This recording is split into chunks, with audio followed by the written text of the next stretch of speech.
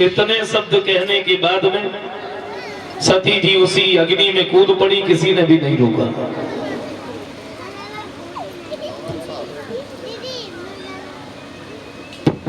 किसी ने भी नहीं रोका। भोले बाबा ने तो गढ़ लगाए थे, दोनों गढ़ भागे, भगवान शंकर के नजदीक आए, जवाब दिया प्रभु अनर्थ हो गया। क्या हुआ? बोले सती जी तो अग्नि में चली गई।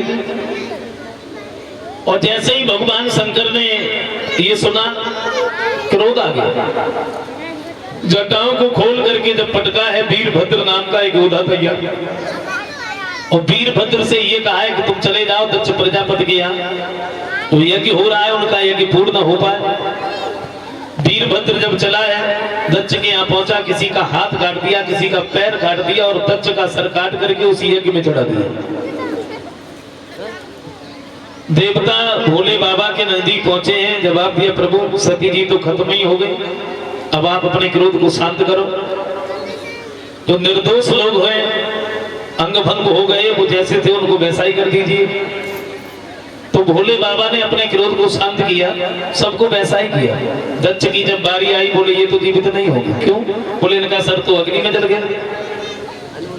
तो बताया भी जाता है उस यज्ञ में चढ़ाने के लिए जो बकरा आया था, इसका सर दक्ष के धड़ से है, तब ये जीवित हुई, क्षमा मांगी।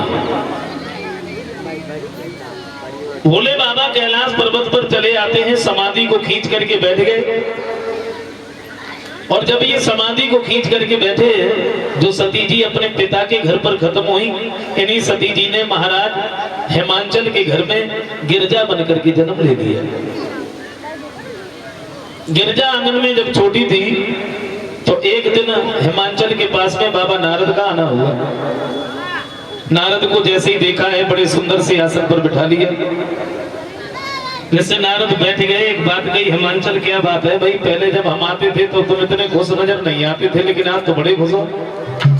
बोले महाराज खुशी की बात है, हमारे घर में बेटी ने जन्म लिया।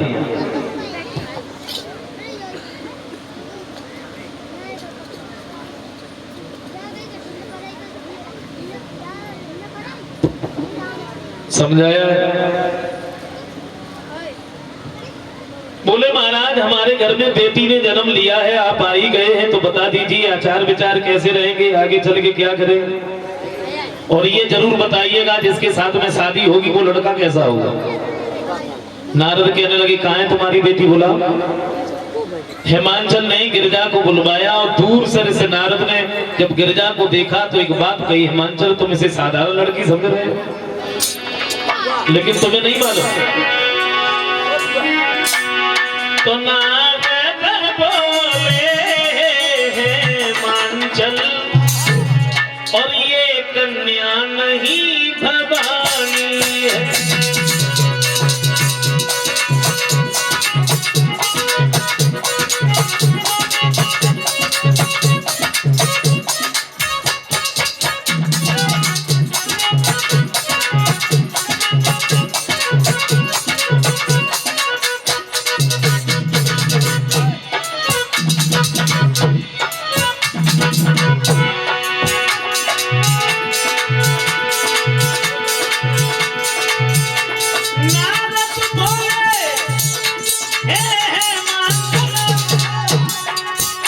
ये कन्या नहीं भवानी है, और खुद आदि तक जगतानी है, और तेरी भाग्य निशानी है।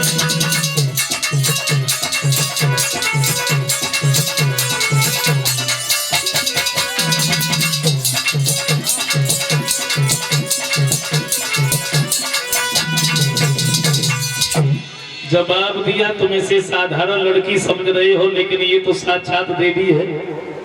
हिमांचल कहते हैं महाराज वैसे सच बताएं, सुंदर